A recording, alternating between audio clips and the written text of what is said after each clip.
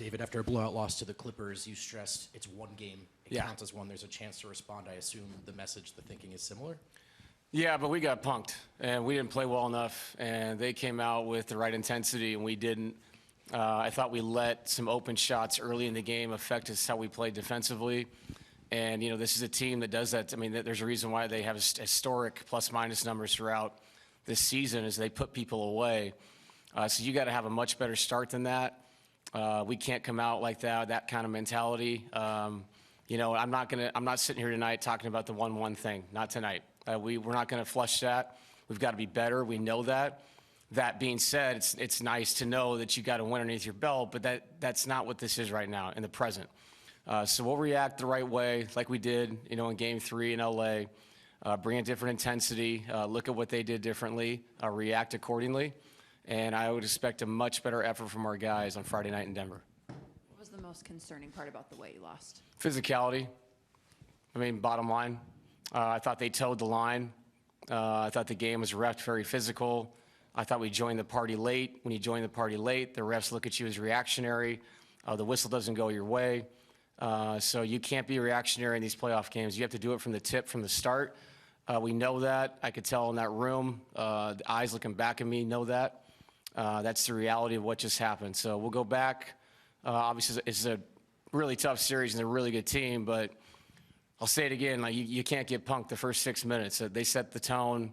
You can't get down this building. I believe it was 34-14. That's going to lead to some bad things. So going home, knowing that we can be much better is a positive. But tonight, we should not flush that. We should be thinking about that we got to get a lot better. Because you mentioned that you guys were kind of reactionary to the physicality. Yeah. Was there any thought of taking the starters out earlier when it looked like it was starting to get messy with Westbrook and Jokic? Did he foul himself out purposely? No. Did he thought of taking the starters out any earlier? I did not, no. I felt like those guys wanted to go back out there and play. I felt like they needed to find the rhythm of physicality. I think that they thought we were trying to junk up the game, which we weren't. We were just trying to play much harder than we did in the first half. And obviously when he fouled out, got mauled out with about a minute left. They got to sit the whole quarter. They'll get to sit tomorrow, all day Friday, and get ready for Friday night. So, no, I was not just going to sit the guys at halftime. That's not what we're doing here. We're going to try to get better and play, feel what it was out there. So, yeah, it's a tough loss, but it's one. Coach, what can you guys do to kind of free Jamal a little bit? Is it a matter of a pressure release of, letting Aaron or somebody else bring the ball up and running them off screens? Or, what can you do to get them, get Dort off of them? Yeah, I thought in game 1, Aaron and CB took a lot of the responsibilities like you're talking about, which allows us to get hits, and free him up. We know with Dort holding and grabbing him all over the court, it's like you have to get multiple screens to give him space to play. And we talked about it at halftime. We have to get hits in the backcourt if he is the lead initiator, like you're saying. And that's part of the physical part of the game. You have to be attentive to what's happening. Your teammates getting pressured, and that's something we can get better at for sure. And like I said, I can sit here and say again it's 1-1, but that's another thing where you see your teammate out there being attacked by a guy. We have to do a better job of seeing that. And making plays for him so he can play in space. Same thing for Nikola. Better spacing behind some of the switching they were doing, switching the smalls onto him, getting underneath his legs. We got to start lower on the floor, have tighter catches so we can play in offensive areas where we succeed. And we didn't do that tonight. Real quick, just for clarity, you mentioned feeling like the guys wanted to go back out there and play. Is that a conversation you have with them, or is it ultimately just kind of you making that call on your own? No, when I walked in the locker room, I knew they wanted to go out and play. It was very obvious. So, yeah, I was going to play those guys regardless. Like I said, that's a lot of proud people in that room that want to go back out there and compete. And then they go to Jalen Williams pretty easy, the other Jalen Williams early in this game. Just what impact did you feel like he had on Jokic? Yeah, he fronted him. He got underneath his legs. The play he fouled out on. The officiating crew was good communicating that. They said, it could have been a defensive foul. They felt like the intent of Nikola was more aggressive. So we have to deal with that contact, and if they're going to front him, we have to space the court better.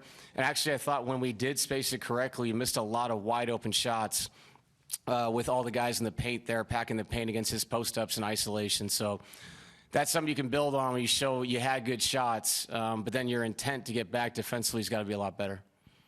Coach, a lot was made about the experience that your team's had, and that's why you're able to stay in the game one and then obviously come away with the win. So because you've been in these positions, whether you go back to the last series or last year against Minnesota, is that experience something you can rely on too? Not that you want to get your butt kicked in the playoffs, but it happened and y'all turned the page. Yeah, and I think that the guys have always responded well to it. But just because you responded well before doesn't mean you're going to. So our whole focus as a group has to be about Game 3, yes, but what are you learning from Game 2? And as a team and at each individual in that room, taking a look at yourself and saying, what can I do better?